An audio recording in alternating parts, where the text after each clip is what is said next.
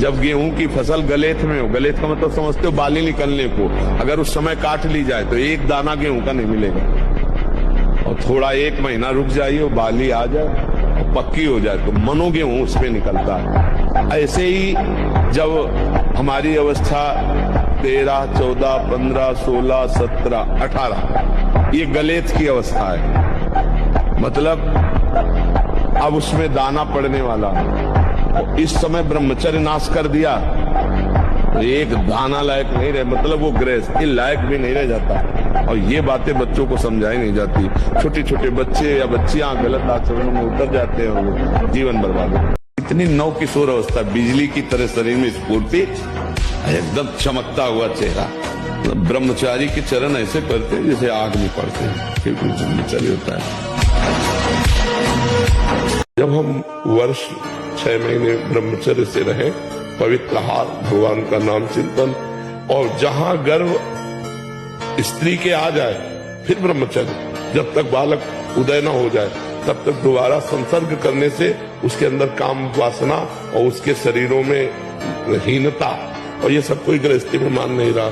तो ब्रह्मचर्य रहकर आधान कीजिए, और जब आधान हो जाए, गर्भ रह जाए, तब ब्रह्मचर्य का पालन कीजिए। फिर वो माता पवित्र आहार करे और भगवान की रोज कथा सुने और रोज नाम जप करे, भगवान की आराधना करे, तो निश्चित संस्कारी पुत्र पैदा होगा।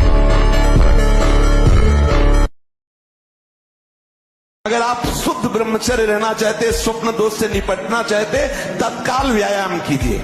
30 मिनट कम से कम। दंड है, बैठक है, और भी आसन है, योगियों ने बताए हैं। और फिर 20 मिनट कम से कम प्राणायाम कीजिए, और इसके बाद 30 मिनट तक कोई खान पान न कीजिए। प्राणायाम व्यायाम के 30 मिनट तक ना आप चाय पीजिए ना पानी। चाय तो बड़े बूढ़ों की बात है, आपका शरीर रोगी हो तो चाय की जरूरत क्या है। ब्रह्मचारी अपने आप में इतना चाय होता है कि उसे जरूरत ही नहीं दूसरे किसी गर्म पदार्थ पाने की।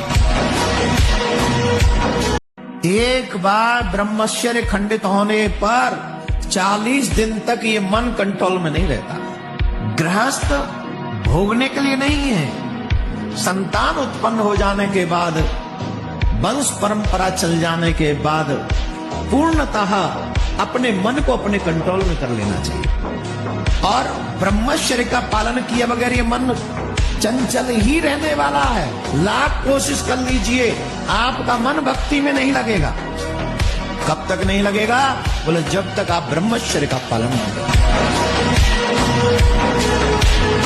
25 वर्ष तक एक ब्रह्मचारी रहे और फिर वो गृहस्थी में चला जाए, और 20-25 वर्ष गृहस्थ में रहे तो वो बहुत अच्छा गृहस्थ, और 25 वर्ष का ब्रह्मचारी जब संतान उत्पन्न करेगा तो बलिष्ठ और ज्ञानी और सर्वांग पुष्ट संतानें होंगी। और उसका महत्व नहीं समझा गया। बच्चे बच्चे खिलवाड़ में जैसे दाद होती है, उसे खुजलाओ तो अच्छा लगता है पर बाद में फबद जाती है। बस दाद जैसा सुख मिलता है उसको खुजलाने का, और उसी को सुख समझता है। अब खिलवाड़ में नष्ट कर दिया ब्रह्मचर्य। अब वो ऐसी चीज तो है नहीं कि ऐसे टेबलेट है कि खा लो तुम, ऐसा वो संयम पूर्वक रहा जाता। ब्रह्मचर्य मनुष्य जीवन का बहुत बड़ा नींव है, बहुत बड़ी उन्नति का स्वरूप है। अब छोटे छोटे बच्चे हस्त में तुम गंदी बातों में अपने जीवन को नष्ट कर रहे।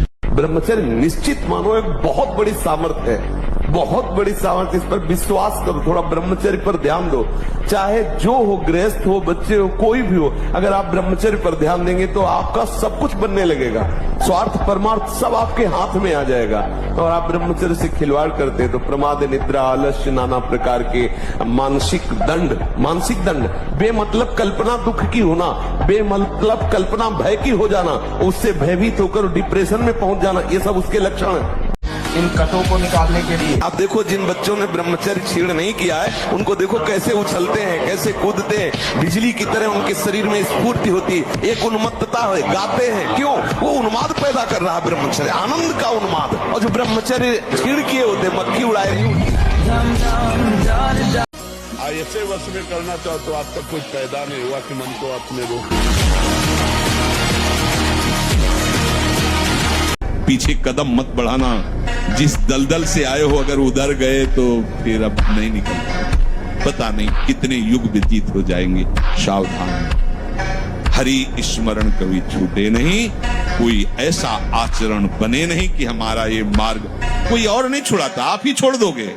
जहां आपका मन आज्ञा उल्लंघन किया तो इतना वो दोषी हो जाता है कि वो सामने आने में डरता है और उसको सब बुरा नजर आने लगता है। ये माया है, सब नौटंकी है, सब नाटक है। और वही भोगों में वही माता पिता परिवार दुल्हन लड़का बच्चा यही सब सत्य लगने लगता है। सच्चे गौ भक्त के लिए पूरी दुनिया उसकी दुनिया है, पूरे विश्व के लोग उसके भाई बहन है। एक सच्चा ब्रह्मचारी पूरी दुनिया में कहीं भी घूमता है, उसे इज्जत क्यों मिलती है? कारण है कि वो चरित्र का पक्का है। कि जितनी शक्ति मैंने चरित्र में देखी, जितनी शक्ति मैंने ब्रह्मचर्य में देखी, किसी भी चीज में प्राप्त नहीं हो सकती। ये अद्भुत है, अकल्पनीय है।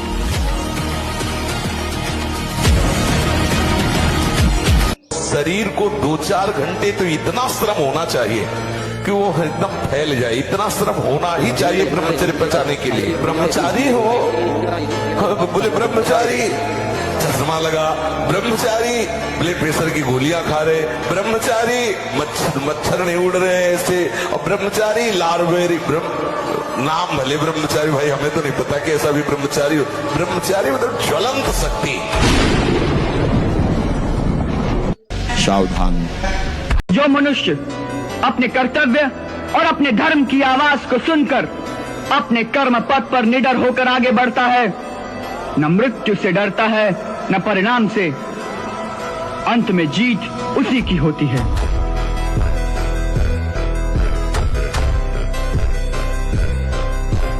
जहां गुण देख के रूप देख के कुछ स्वार्थ देख करके जहां हाथ बढ़ाया जाता है उसे काम कहते हैं, और जहां कोई कामना नहीं होती वहां प्रेम का प्रादुर्भाव होता है।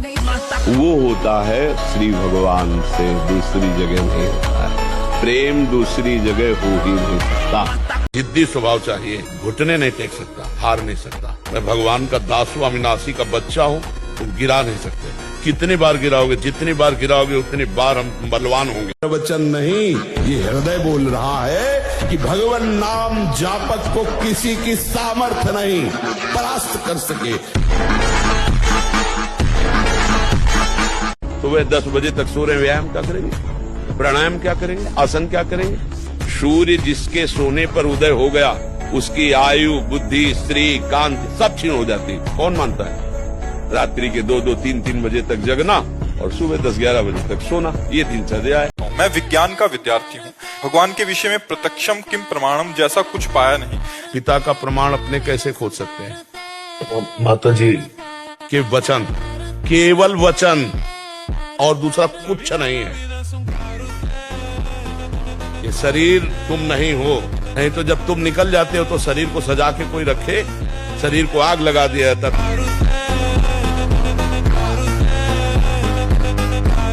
इतना कहना चाहूंगा कि जितनी शक्ति मैंने चरित्र में देखी, जितनी शक्ति मैंने ब्रह्मचर्य में देखी, जितनी शक्ति मैंने गोमूत्र से देखी, जितनी शक्ति मैंने अपने ब्रह्मचर्य चरित्र से प्राप्त की, इतनी मैं किसी भी चीज में प्राप्त नहीं हो सकती। ये अद्भुत है, अकल्पनीय है। इसे प्राप्त करने के लिए जीवन खपाना पड़ता है, और मैंने अपना पूरा जीवन इस चीज में लगाया हुआ है कि आप अपने शरीर को जाने, ईमानदारी से मेहनत करें, अपने आप से सच्चे बने रहे।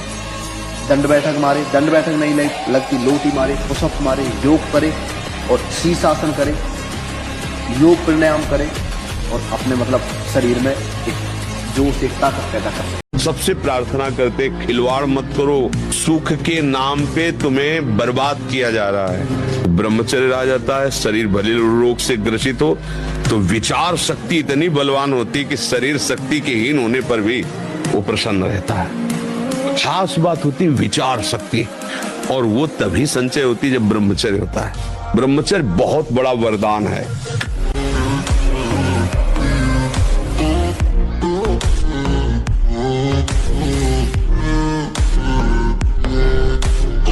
तो पहली बार स्वादहीन भोजन आपको महापुरुषों के मार्ग में आगे बढ़ा देगा। स्वादिष्ट भोजन आगे कदम नहीं बढ़ने देगा, ये लिख लो आप कागज में। जिसका भजन में आगे उन्नति करनी है तो भोजन नीरस होना चाहिए, तो भजन सरस। और अगर भोजन सरस तो लिख लो, वजन बढ़ेगा भजन नहीं। बड़ा पवित्र वेश पवित्र वस्त्र पहनो, हाँ, सावधानी पूर्वक चलो। इससे कोई वीआईपी पना प्रकट नहीं होता।